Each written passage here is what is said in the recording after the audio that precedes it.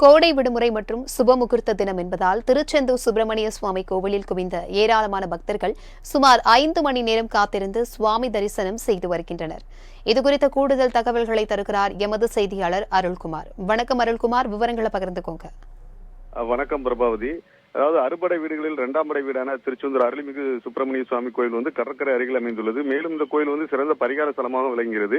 இதனால திருவிழா காலங்களை தவிர்த்து நாள்தோறும் ஆயிரக்கணக்கான பக்தர்கள் கோயில் சுவாமி தரிசனம் செய்து வந்துட்டு இருக்காங்க. இந்த நிலையில தற்போது கோடை விடுமுறை மற்றும் இன்று சுப முகூர்த்த தினம் என்பதால் தமிழகத்தின் பல்வேறு பகுதியிலிருந்து ஏராளமான பக்தர்கள் நேற்று மாலை முதலே கோவிலில் குவிந்தனர்.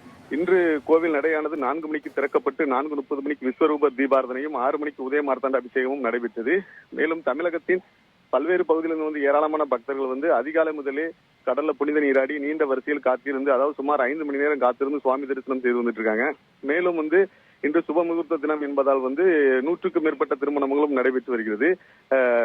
அதை தாண்டி தமிழகத்தின் பல்வேறு பகுதியிலிருந்து ஏராளமான பக்தர்கள் குவிந்ததால் கோவில் வளாகமே திருவிழா காலம் போல காட்சியளித்து வருகிறது.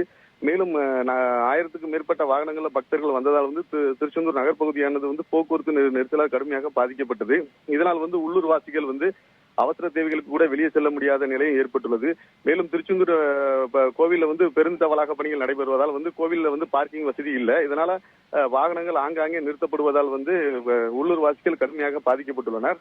மேலும் கோவில்ல தற்போது அடிப்படை வசதிகள் குறைவாக உள்ளது. கோடை விடுமுறை மற்றும் முகூர்த்த தினம் தொடர்ந்து கோடை விடுமுறை இருப்பதால் தமிழகத்தின் பல்வேறு பகுதியில் ஏராளம் பக்தர்கள் தொடர்ந்து வருவார்கள் என்பதால் கூடுதலாக அடிப்படை வசதிகள் செய்து கொடுக்கணும் என்று பக்தர்கள் கோரிக்கை விடுத்துள்ளனர். பிரபாவதி, தகவல்களுக்கு நன்றி அருள்குமார்.